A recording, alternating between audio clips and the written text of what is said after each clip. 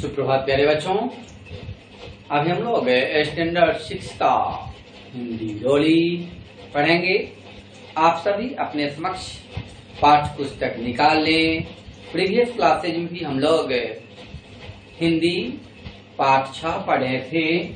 पाठ का नाम स्वामी विवेकानंद। प्रीवियस क्लासेज में हम सभी परिचित हैं कि हमारा देश ऋषि मुनि तपस्वियों और महापुरुषों का देश है। इन्हीं महापुरुषों में हमारे स्वामी विवेकानंद का नाम प्रमुखता से लिया जाता है। उन्होंने भारत के धर्म एवं दर्शन को विश्व भर में ख्याति दिलाई। देश में लोक सेवा के अनेक कार्य किए। उनका नाम भारतीय इतिहास में अमर है। प्यारे बच्चों, अभी 11 सितंबर को सम्मेलन आरंभ हुआ। आप सभी अपने समक्ष पाठ्य पुस्तक निकालें। सम्मेलन आरंभ हुआ, वहां उपस्थित सभी लोग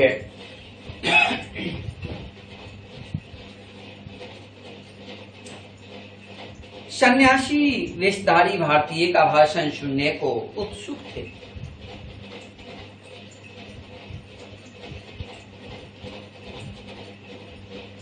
जैसे ही स्वामी विवेकानंद ने मंच पर जाकर अमेरिका निवासी बहनों और भाइयों के संबोधन से शुरू किया ही था कि उपस्थित 7000 श्रोताओं ने करतल ध्वनि से उनका विपुल अभिनंदन किया, वंदन अभिनंदन किया। और 2 मिनटों के बाद तालियों की गड़गड़ाहट थमने पर स्वामी जी ने एक संक्षिप्त भाषण दिया। इसमें सभी धर्मों के प्रति उनकी आदरपूर्ण और प्रीतिपूर्ण मनोभावना का पूर्ण प्रकाश देकर श्रोतागण मुग्ध हो गए। 27 सितंबर तक धर्म महासभा चली। उन्हें लगभग प्रतिदिन व्याख्यान देना पड़ता। उनके उदार एवं युक्त चिंतन के लिए उन्हें धर्म महासभा का सबसे प्रभावशाली वक्ता मान लिया गया। शिकागो के राजपथों पर उनके चित्र सुशोभित किए गए और सभी समाचार पत्र उनकी हार्दिक प्रशंसा से भर गए। धर्म सभा में विवेकानंद निर्विरोध सर्वश्रेष्ठ व्यक्ति हैं। उनका भाषण सुनने के पश्चात यही अनुमान हुआ कि शिक्षित जाति के मध्य वर्ग मध्य धर्म प्रचार भेजना कितनी निर्बुद्धि का परिचायक है। अपनी भावराशि की चमत्कारिक अभिव्यक्ति एवं व्यक्तित्व के प्रभाव के कारण जो उनका धर्म महासभा में अत्यंत जनप्रिय थे। स्वामी विवेकानंद जब भी मंच के कोने से अन्य कोने तक चलकर जाते, तालियों की गड़गड़ाहट से उनका अभिवादन होता था। परंतु हजार मनुष्यों की प्रशंसा से भी उनमें गर्व का कोई भाव परिलक्षित नहीं होता। शिशु सुलभ सरलता से वे उसे ग्रहण करते। सभा की कार्य सूची में विवेकानंद का वक्तव्य सबसे अंत में रखा जाता था। इसका उद्देश्य था श्रोताओं को अंत तक पकड़ कर रखना। किसी भी दिन जब नीरस वक्ताओं के लंबे भाषणों से सैकड़ों लोग सभागृह का त्याग करते रहते, तब व्याट श्रोता मंडली को निश्चिंत करने हेतु सिर्फ इतनी घोषणा यथेष्ट होती थी कि प्रार्थना के पहले विवेकानंद कुछ बोलेंगे। श्रोतागण उनके 15 मिनट का भाषण सुनने के लिए घंटों बैठे रहते थे। इसके उपरांत स्वामी जी अमेरिका के बड़े बड़े नगरों में धर्म प्रचार करते रहे। अमेरिका के जनसाधारण विशेषकर शिक्षित समुदाय उनके और भी अधिक अनुरागी हुए। केवल संकीर्तन मना भारतीय एवं ईसाई संप्रदाय के कुछ मनुष्य ईर्ष्यावश उनके विरुद्ध मिथ्या प्रचार करते रहे। स्वामी जी आर्थिक रूप से विपन्न होते हुए भी अपनी चरित्र की महानता द्वारा सभी प्रतिकूल परिस्थितियों को झेल सके। 2 वर्ष बाद जब 1895 के अगस्त माह में यूरोप गए तो पेरिस एवं लंदन के नगरों में धर्म प्रचार अभियान के बाद दिसंबर माह में अमेरिका लौट आए और 15 अप्रैल 1896 को अमेरिका से विदा लेकर पुनः लंदन आए। और इंग्लैंड में स्वामी जी के प्रभाव के संबंध में विपिन चंद्र पाल ने पत्र लिखा कि इंग्लैंड के अनेक स्थानों में मैंने ऐसे बहुत मनुष्यों का सानिध्य प्राप्त किया जो स्वामी विवेकानंद के प्रति गंभीर श्रद्धा और व्यक्ति से अभिभूत थे। यह सत्य है कि मैं उनके संप्रदाय से युक्त नहीं हूँ और उनके कुछ विषयों से मतभेद भी रखता हूँ, पर मुझे स्वीकार करना ही होगा कि विवेकानंद के प्रभाव एवं गुण से यहाँ के अधिकांश लोग आजकल विश्वास करते हैं कि प्राचीन हिंदू शास्त्र विस्मयकारी आध्यात्मिक विधियों से परिपूर्ण है। स्वामी जी लंदन से भारत की ओर 16 दिसंबर 1896 को रवाना हुए और 15 जनवरी 1897 को कोलंबो पहुंचे। पाश्चात्य देशों में इनकी अभूतपूर्व सफलता ने उनके देशवासियों के मन में जो आत्मविश्वास और आत्ममर्यादा जगाई थी, उसके प्रभाव से दृढ़ संचितहीन भावना एक पल में दूर हो सकी। भारतवासी सिर उठाकर खड़े हुए और पहचाना कि विश्व की सभ्यता के भंडार में उनका योगदान पाश्चात्य देशों से कम नहीं वरन अधिक ही रहा है। इस आत्म गरिमा का संचार जिसने जन जन में किया, सारे देश को जिसने घोर निद्रा से जगाया, उसका स्वागत करने के लिए समस्त देश अधिक आग्रह कम पैमान था। और स्वामी जी कोलंबो पहुंचे तो उनके प्रति समस्त देश की कृतज्ञता ने उन्हें एक अभूतपूर्व अभिनंदन का रूप धारण कर दिया। उसके बाद तो अभिनंदन की बाद तरंगायित होकर मद्रास से लेकर कलकत्ता की सड़कों पर चली और 20 जनवरी को स्वामी जी कलकत्ता पहुंचे। अभिनंदन के बाद अभिनंदन कलकत्ता अपने विश्व विजयी पुत्र के आगमन में मतवाला हो उठा था।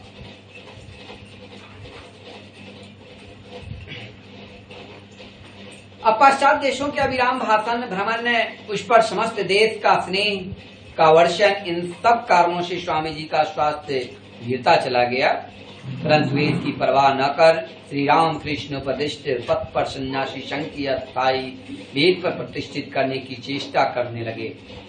सन्यासी संघ को अस्थायी भीड़ की प्रतिष्ठित करने की चेष्टा करने लगे और उन्होंने स्वामी रामकृष्णानंद को मद्रास में एक शाखा केंद्र की स्थापना करने के लिए भेजा।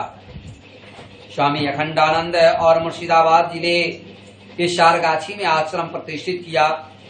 अन्य सन्यासी भाइयों को भी अलग अलग दायित्व सौंपा गया। अमेरिका और इंग्लैंड का कार्यभार यथाक्रम स्वामी शारदानंद जी और स्वामी अभेदानंद जी के कंधों पर पड़ा। 1 मई 1897 को स्वामी जी ने रामकृष्ण मिशन की औपचारिक रूप से स्थापना की। संघ के लिए गंगा तट पर एक अस्थायी जमीन खरीदने का विचार उनके मन में विदेशों में आया था और वह स्वप्न सन 1898 में साकार हुआ।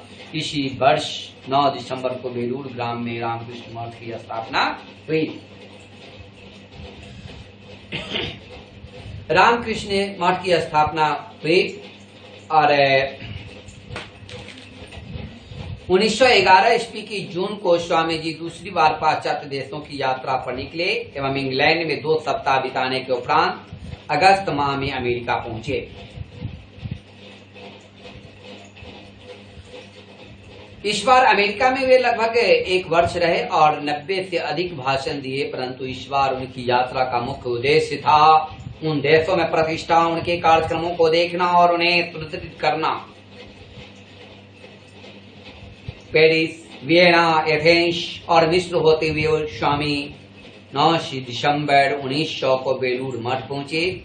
स्वदेश लौटते 27 दिसंबर को स्वामी जी मायावती की ओर रवाना हुए और वहां से 24 जनवरी 1901 को लौटे।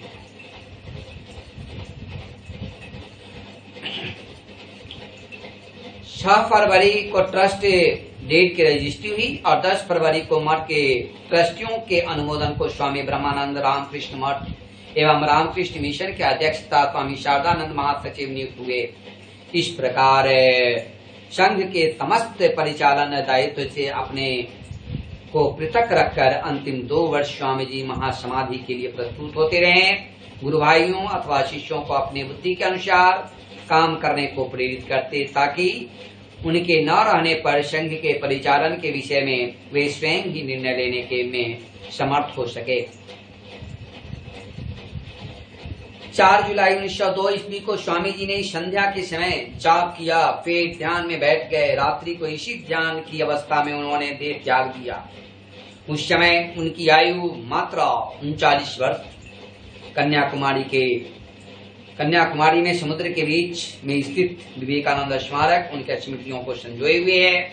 इसी स्थान पर उन्होंने अमेरिका की यात्रा करने से पूर्व ध्यान किया था और स्वामी जी ने नव जागरण और ज्ञान का एक ऐसा दीपक जलाया है जो युगों युगों तक अपने प्रकाश की आभा से संसार को आलोकित करता रहेगा। उसे स्पष्ट दिखेगा। स्वामी जी ने विवेकानंद के हम कितने ऋणी है। उन्होंने भारत की महिमा की ओर देशवासियों की आंखें उन्मुख की, राजनीति को आध्यात्मिकता पर आधारित किया, हम धर्मांधों को दृष्टि प्रदान की।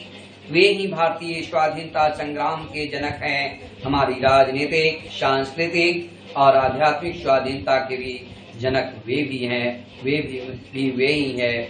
ही हैं। प्यारे बच्चों, कन्याकुमारी में स्थित जो विवेकानंद शिला स्मारक हिंद महासागर के तट से लगभग 500 मीटर दूर समुद्र में चट्टानों पर स्थित है। इसका निर्माण 1970 ईस्वी में विवेकानंद शैल स्मारक समिति ने करवाया था। अब चलेंगे कुछ शब्दार्थ की ओर। प्यारे बच्चों,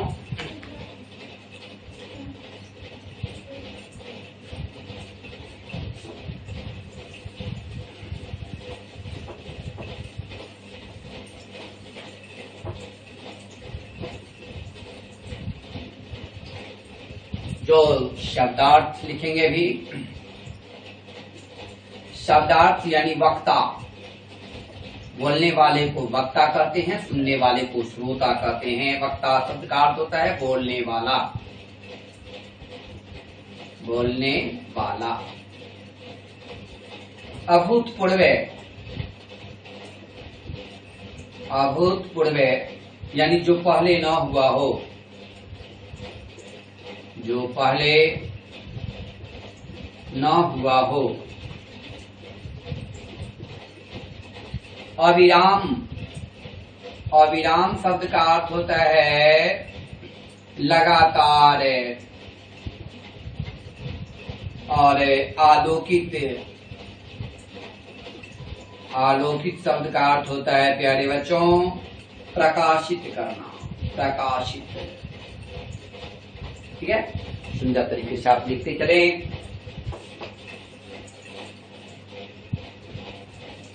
अब कुछ प्रश्नोत्तर लिखेंगे। निम्नलिखित प्रश्नों का उत्तर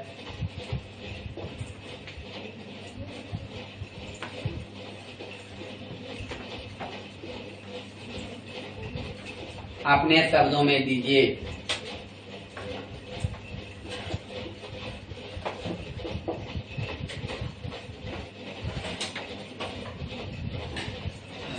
प्रश्न संख्या 1,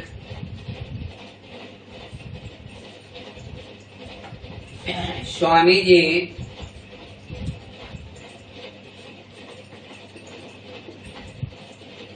पश्चिम के लोगों को क्या बताया? क्वेश्चन नंबर 2, अमेरिकावासी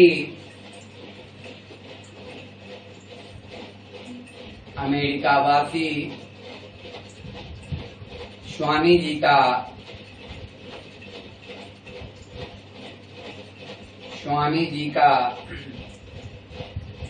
भाषण सुनकर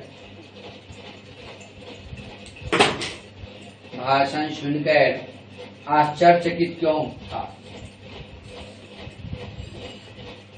आश्चर्यचकित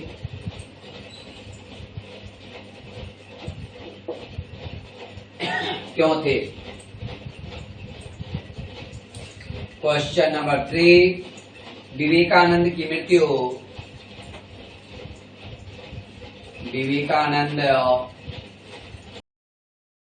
मृत्यु कब और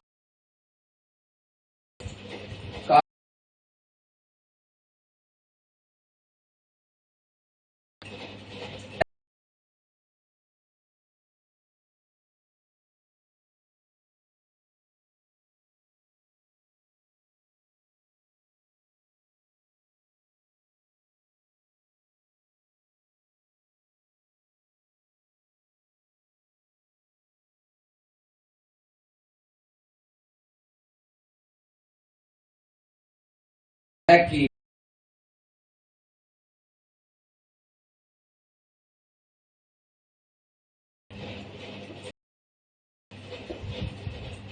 क्वेश्चन नंबर 5, स्वामी जी ने लोगों को